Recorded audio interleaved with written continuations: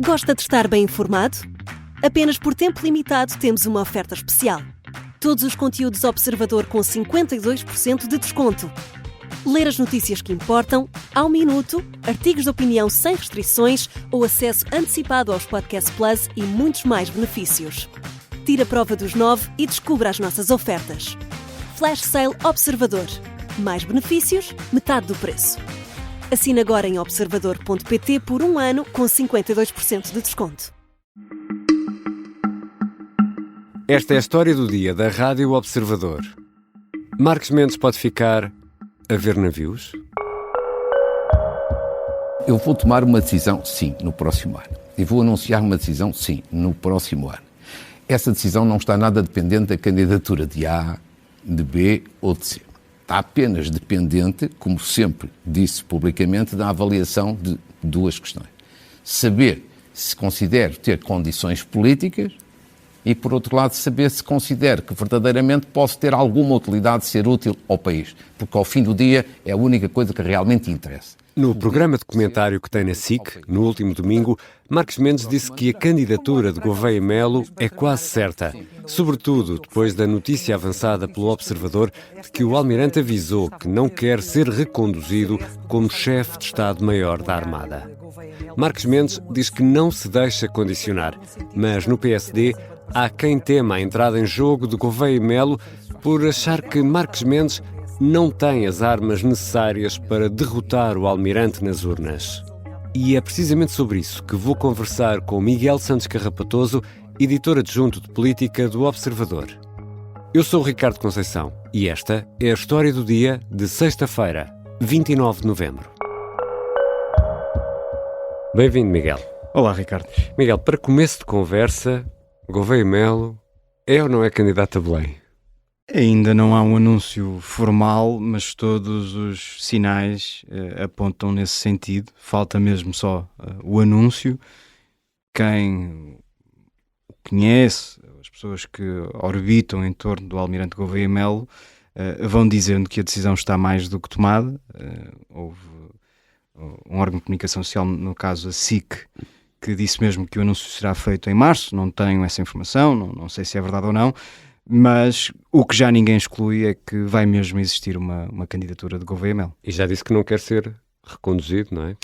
É verdade, essa foi uma notícia avançada pelo Observador. Gouveia Melo tinha a oportunidade, se assim o quisesse, de ser reconduzido como chefe de Estado-Maior da Armada. Era uma decisão que estava perfeitamente ao seu alcance. A partir do Palácio de Belém, Marcelo Rebelo de Sousa ia dando sinais de que achava que essa era de facto a solução mais lógica. Havia também vontade por parte do governo para reconduzir Gouveia Melo, mas, e essa foi a notícia avançada pelo Observador no último fim de semana, Gouveia Melo não quer ser reconduzido como chefe de Estado-Maior da Armada, o que reforça a tese de que quer mesmo ser candidato à presidência da República. E posso fazer-te exatamente a mesma pergunta em relação a Marcos Mendes, que ouvimos no arranque deste episódio a remeter uma decisão para o próximo ano. Portanto, nessa altura, Marcos Mendes é apenas um eventual candidato a Belém, é isso? Um proto-candidato. Aqui com uma ligeira diferença é que, ao contrário de Gouveia Melo, até porque o almirante está limitado pelas funções e pelo cargo que ocupa, Marcos Mendes não, é um comentador político. Marcos Mendes já assumiu de facto que está a ponderar, está a fazer essa ponderação e, portanto, está num estágio, se quisermos, diferente, e já o está há muitos anos. No verão verbalizou e formalizou essa vontade de ponderar, se quisermos. Agora, quando foi desafiado a comentar esta hipótese de enfrentar o almirante Gouveia Melo, disse que tomará uma decisão e anunciará no início de 2025. E agora, antes de zarparmos na busca de resposta à grande pergunta que fazemos neste episódio, e antes que eu comece a exagerar nas metáforas náuticas, vou tentar parar por aqui, o que é que conhecemos do pensamento de Gouveia Melo? O que é que poderá fazer do almirante um bom candidato à presidência da República? Conhecemos muito pouco sobre o pensamento político de e sobre o país. Agora, há algumas entrevistas que Gouveia Melo foi dando em que se afirma como um homem do centro democrático, tem algumas intervenções em defesa do papel dos partidos políticos, o que o afasta, se quisermos, de uma visão mais populista da política. Tem também procurado colocar-se junto ou ao lado dos moderados e, portanto, sabemos mais do que não quer ser ou do que não quer parecer, como um candidato que pode ser rapidamente o campeão do Chega. Sabemos, e Gouveia e Melo teve sempre esse cuidado de se afastar, sem se afastar literalmente, mas de se demarcar de algumas posições que André Ventura foi tomando e de se colocar no centro democrático, o que é uma enorme vantagem para qualquer candidato, teoricamente, porque consegue colher a simpatia dos eleitores mais do centro-esquerda, mais do Partido Socialista e mais do centro-direita, sendo que aqui, até pelo percurso, pela origem do Gouveia e Melo, o facto de ser militar, de ser um militar, por estar também associado àquela missão bem-sucedida da vacinação contra a Covid-19, isso traduz-se numa certa aura de lei e ordem. E sabemos que esses valores são muito importantes para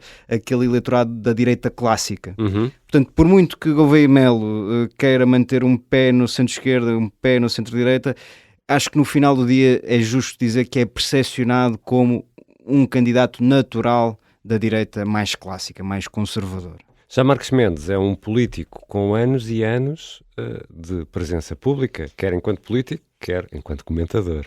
É verdade, Luís Marques Mendes foi quase tudo o que se pode ser na política, desde deputado, líder partidário, ministro, e agora é o comentador político com maior audiência do país, está há anos a entrar... Substituiu o Marcelo. É verdade, quem é muito próximo, foi aliás escolhido por Marcelo Rebelo de Sousa como Conselheiro de Estado, podemos dizer que é um discípulo, são próximos os dois, isso não é segredo para ninguém, e Luís Marques Mendes ou substituiu o Marcelo Rebelo de Sousa nessa figura muito própria do comentador que nos entra pela casa adentro ao domingo à noite, com uma audiência incomparavelmente superior aos seus concorrentes e, portanto, isso também lhe dá uma popularidade e um peso muito próprios.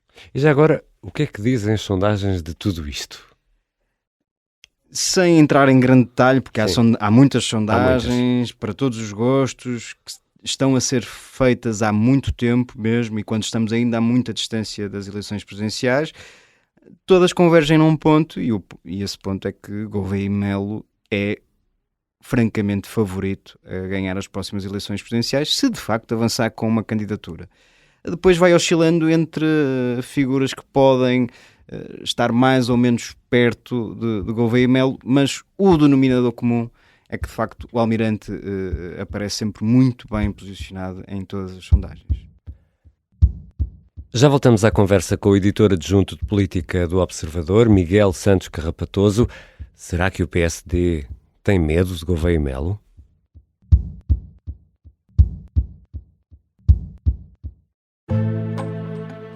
O sargento na cela 7. O homem na cela 7 escapou à morte por pouco. Piratinha do ar. Eu já disse que ele só tem 16 anos. Um espião no Kremlin. Esta é a história escondida de como Putin montou uma teia de poder e guerra. O encantador de ricos. Todos queriam estar com ele, todos queriam ser vistos com ele e todos queriam fazer negócios com ele. Operação Papagaio. Dão-lhe a entender que o melhor é que também fique calado. Matar o Papa. Crono não está só disposto a matar, também está disposto a morrer. Um rei na boca do inferno. A mansão da boca do inferno está cheia de espiões e informadores, por dentro e por fora. São histórias que fazem parte dos Podcast Plus do Observador. Pode ouvir no site do Observador, nas plataformas de podcast e no YouTube. Podcast Plus é mais do que um podcast. Estamos de regresso à conversa com Miguel Santos Carrapatoso, editor adjunto de política do Observador.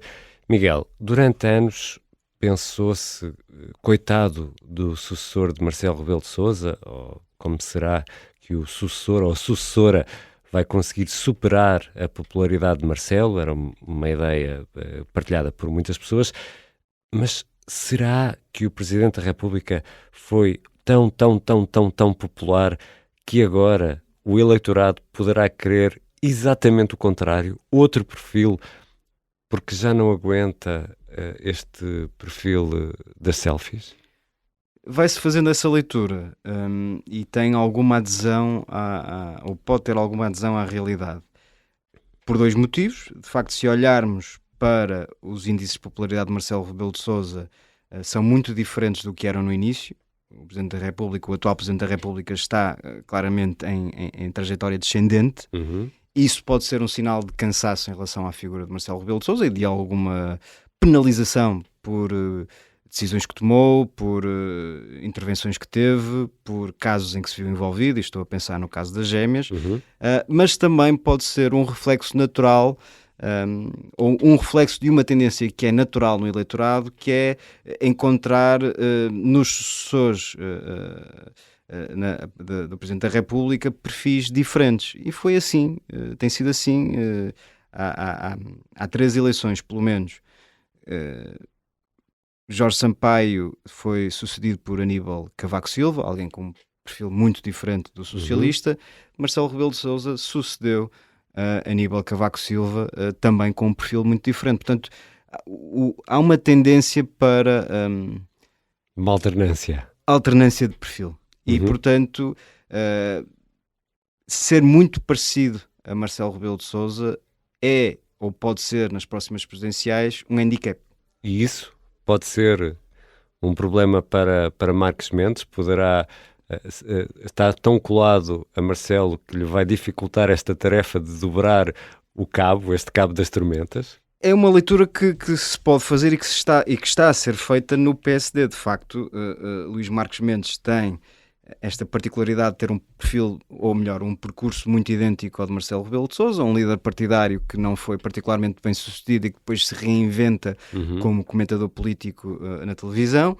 Alguém que, não sendo exatamente um apreciador de selfies como é Marcelo Rebelo de Sousa, é reconhecido por cultivar mais esse lado de afetos do que propriamente o lado mais institucional. Portanto, até nisso é parecido com Marcelo Rebelo de Sousa. E depois, um terceiro aspecto, que esse é transversal, ou seria transversal a quase todos os candidatos que não Gouveia e Melo, é alguém que é do sistema e que é alguém que veio dos partidos e é alguém que é um político. E sabemos que em Portugal, mas não só, há um clima, ou instalou-se um clima de alguma insatisfação com o sistema, com os políticos e com os partidos. E Marcos Mendes é fruto desse sistema. Portanto, ele, como muitos outros candidatos que se perspectivam da área do Partido Socialista, por exemplo, tem essa desvantagem em relação a Gouveia e Melo, que vem de fora do sistema. E o PSD, portanto, acha que Marcos Mendes pode, ou o PSD, ou uma parte do PSD, não sabemos, estamos aqui, não podemos dar números a esta ideia, mas há uma parte do PSD que receia que Marcos Mendes não chegue lá. E é possível assumir isso sem grande hesitação. E na sequência da ideia anterior, há 2 frases que me ficam de gente do PSD, gente diferente, mas que converge neste ponto, que é: os eleitores vão preferir alguém que seja um anti-Marcelo, coisa que Marcos Mendes manifestamente não é, e depois alguém um bocadinho mais crítico em relação à figura de Marcos Mendes, que diz é um copycat de Marcelo Rebelo de Sousa. Portanto, e essa ideia está a ganhar alguma tração no partido, ou seja, a convicção de que Marcos Mendes não tem argumentos próprios para enfrentar Gouveia e Melo, que é um candidato assumidamente forte, e ao mesmo tempo é fruto de um contexto ou é vítima, melhor dizendo, de um contexto que não lhe é favorável. O contexto de se suceder ou de se candidatar a suceder a Marcelo Rebelo de Sousa, e ao mesmo tempo o contexto mais global de vivermos num clima de alguma antipatia por quem é do sistema. E Marcos Mendes é do sistema. E Miguel, se Mendes não avançar, o PSD, que praticamente oficial, já prometeu apoio a Marcos Mendes, pelo menos Montenegro, porque tem uma relação muito próxima, poderá apoiar outro candidato ou até apoiar Gouveia Melo, que por sinal foi beber um copo com o Nuno Melo do CDS? Por parte, e para sublinhar uma questão que nós não afloramos ao longo da nossa conversa, que é verdade que a esta distância, olhando para as sondagens, Luís Marcos Mendes, na comparação direta com o Almirante Gouveia Melo, fica a perder, mas falta ainda muito tempo. Ainda há autárquicas antes? Ainda há autárquicas. Gouveia Melo tem de dizer exatamente ao que vem, vai ser muito mais escrutinado do que foi até agora, e a balança pode ficar mais equilibrada. Portanto, isto não é uma luta perdida à partida, embora os indícios apontem para um claro favoritismo de Gouveia Melo. Luís Marcos Mendes não tem uma decisão tomada, tanto quanto ele faz saber, mas se decidir avançar de facto, os sinais que temos da direção do PSD e das pessoas que são próximas de Luís Montenegro é que Luís Montenegro não deixará cair o apoio a Luís Marcos Mendes. Portanto, terá sempre o conforto do PSD. Em segundo lugar, sobre a ideia de, caso Luís Marcos Mendes falte à chamada, o PSD olhar com outra atenção para Gouveia Melo. Não me parece uma hipótese provável. Acho que o PSD não vai, em momento algum, apoiar Gouveia Melo. Agora, há um lado de pragmatismo. Gouveia Melo, se tornar Presidente da República, Luís Montenegro terá de trabalhar diretamente com ele. Claro. E, portanto, há aqui uma cautela na forma como se vai reagindo à proto-candidatura de Gouveia Melo, porque é importante não hostilizar alguém que tem manifestas condições de vir a ser Presidente da República. Sobre o CDS, é uma incógnita.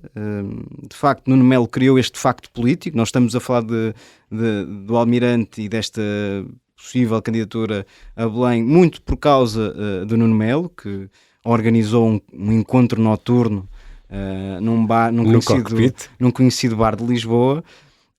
O CDS não quer apoiar Luís Marcos Mendes. Isso é um dado adquirido, não acha que seja um candidato brilhante. É possível, pode parecer uma excentricidade, mas é possível que o CDS venha a apoiar outro candidato que não o candidato oficial do PSD.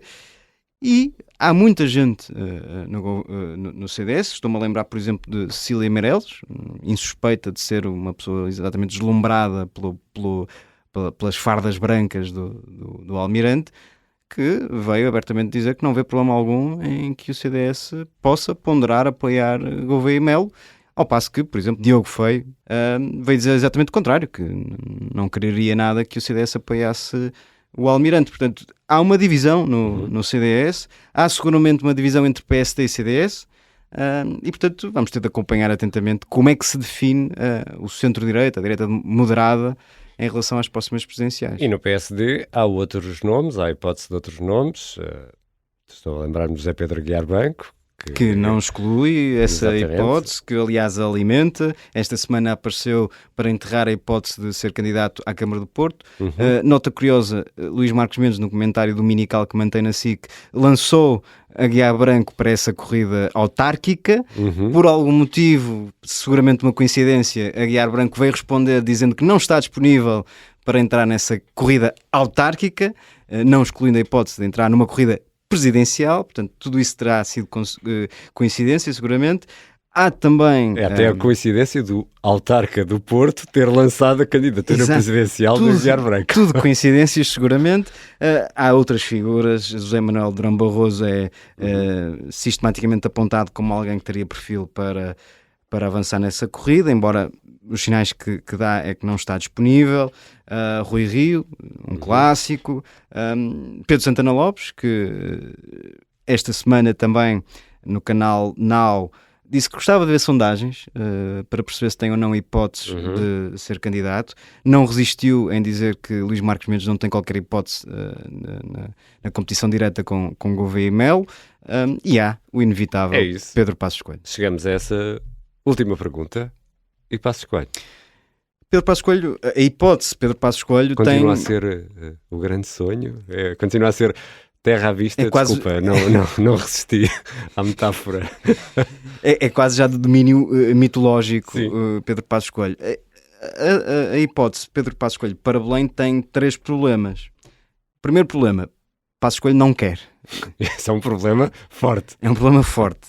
Segundo problema, Luís Montenegro não deseja, porque seria muito difícil manter uma relação institucional com Pedro Passos Coelho. Já não falo no plano pessoal, mas quer dizer, alguém que foi primeiro-ministro, que tem uma ideia muito clara e muito viva ainda do que deve ser um governo e o que deve ser uma reforma do país, dificilmente conseguiria trabalhar com um primeiro-ministro em funções. É um cenário difícil de imaginar. E há um terceiro problema, que também não é de menos importância, que é a questão André Ventura. André Ventura quer muito colar-se não só ao Almirante Gouveia e Melo, e aí seria um problema sobretudo de Gouveia e Melo, mas quer muito colar-se a Pedro Passos Coelho. E isso lançaria ou relançaria todo o debate em torno das linhas vermelhas, que é um debate que Luís Montenegro julga já ter resolvido, e em parte já o resolveu na prática, mas que é sempre um dilema muito difícil de resolver para a direita. E, portanto, aparecer Pedro Passos Coelho como o campeão das várias direitas, como alguém que serve de agregador de partidos e personagens muito diferentes, isso relançaria o debate, um debate que Luís Montenegro não quer, e seria um combustível para o Partido Socialista explorar até à exaustão. Portanto, tem esses 3 problemas, sendo que, como tu bem assinalaste, o maior problema é mesmo a indisponibilidade de Pedro Passos Coelho para avançar para esta corrida presidencial, embora essa indisponibilidade manifestada das mais diversas maneiras e formas não parece convencer, ou pelo menos não acalmar os espíritos de muitos. O desejo de muitos no PSD, que continuam a suspirar, e isso isso não é uma conspiração. O suspiro existe mesmo. Há muita gente ainda a suspirar por Pedro Passos Coelho. Enfim, é pouco provável que venha a concretizar-se essa hipótese, para dizer o mínimo. Obrigado, Miguel. Obrigado, Ricardo. Miguel Santos Carrapatoso é editor adjunto de política do Observador. Esta foi a história do dia. A sonoplastia é do Artur Costa, a música do genérico do João Ribeiro. Eu sou o Ricardo Conceição. Bom fim de semana.